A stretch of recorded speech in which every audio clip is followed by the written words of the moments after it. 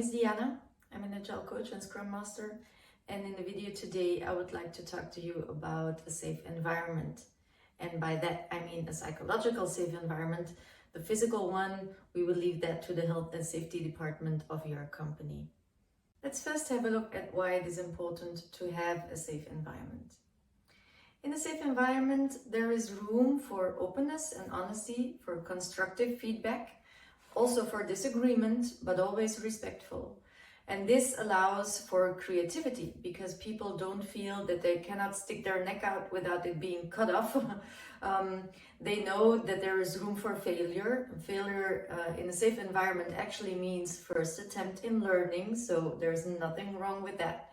And it basically makes the people feel respected and valued, and it improves the general well-being of the team members as well. So in the end, it will boost team performance. Now, which leader does not want that? So let's have a look at what your role can be to create the safe environment. I will share 8 tips with you on how you can contribute to a safe environment as a leader. The first one, I think, is the most important one of all, is leading by example. You want to mirror the behavior that you want to see in your team members. For you, that means being open, showing them that you're not perfect either. So talk about your mistakes, but also about the learnings that you gain from them, the insights that you got from them. So that is really important to let them know it is okay to make mistakes, as long as you learn, as long as you think, how can we improve next time? You want to also be open to feedback, not only being open to feedback, but even actively asking for feedback and then taking actions from that feedback. So show them that it really matters, that it really is important for them to be open with you as well. The second tip would be get to know each other. You want to invest in team building, team activities, team dynamics, all the stuff that helps to find out who that person is behind your work colleague. It is actually the human capital that helps building a team, makes a strong connection, and ensures that the team still stands strong even in difficult situations. There is this really cool video. It's a TED Talk. I don't remember by heart from whom. It's a lady, and she talks about the super chicken. Actually, the video is called differently, but the super chicken is what stuck into my head. So if you Google the super chicken and it's a video on YouTube, be sure to watch that because it explains all about why the human capital is so important. My third tip is spend time together, not working. And by that, I do not just mean the team building activities that I referred to earlier, and I also do not necessarily mean the stuff that you would do after work, like an after work drink or going for dinner together, but also during work hours. Just allow for a little bit of time every now and then for a little bit of fun, to ensure that the pressure is not always on. It's not only about delivering.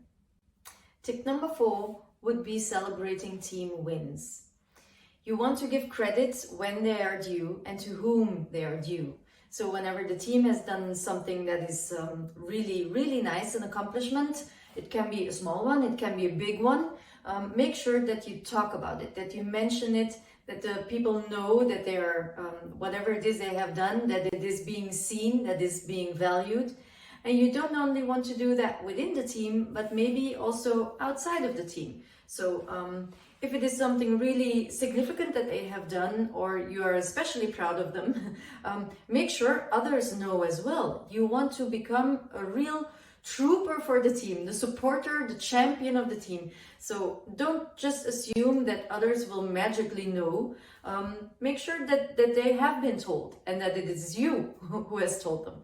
This will give the team's morale a real boost in confidence. I have seen this many times in the past, how teams can totally start looking at themselves differently, and they kind of get this attitude that basically says, we can do anything. Whatever they throw at us, we can handle it. Isn't that a nice attitude for a team?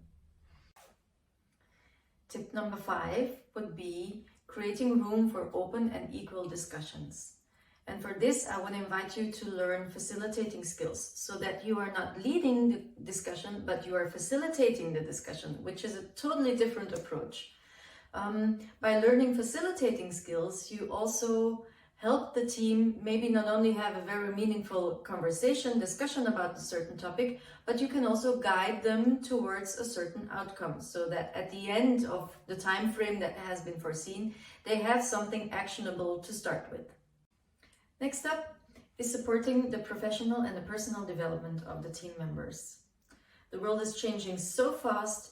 What we do and how we do it changes with it. And you don't only want your people to be able to keep up with it, but maybe even staying ahead.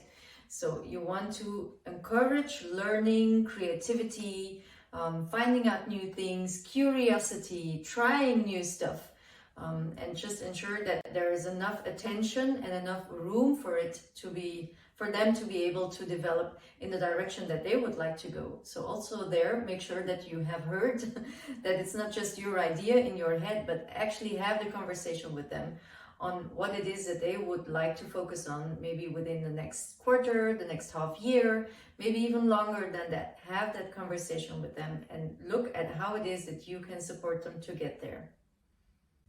At the very beginning, I said it was really important to lead by example. But actually, I don't think that alone is enough.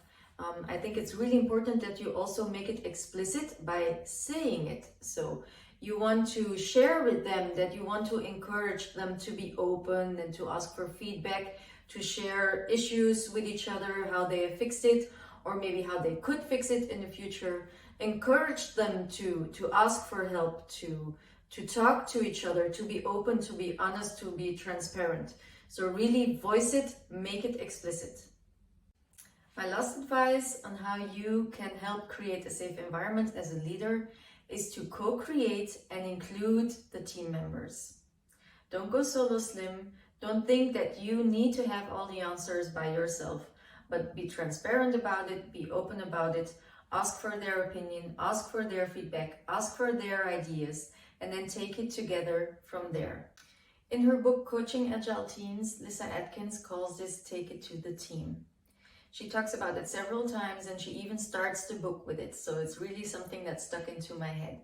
And it is kind of a pitfall for me too. So whenever I catch myself trying to solve it all, then I try to remember the sentence and turn things around.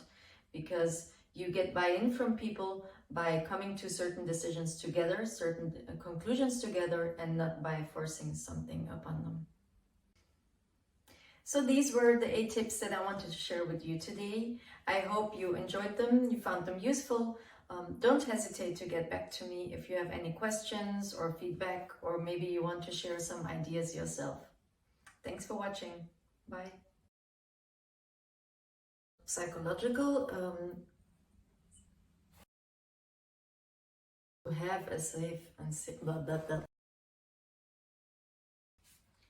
So these are the 8 tips that I wanted to share with you on how you can help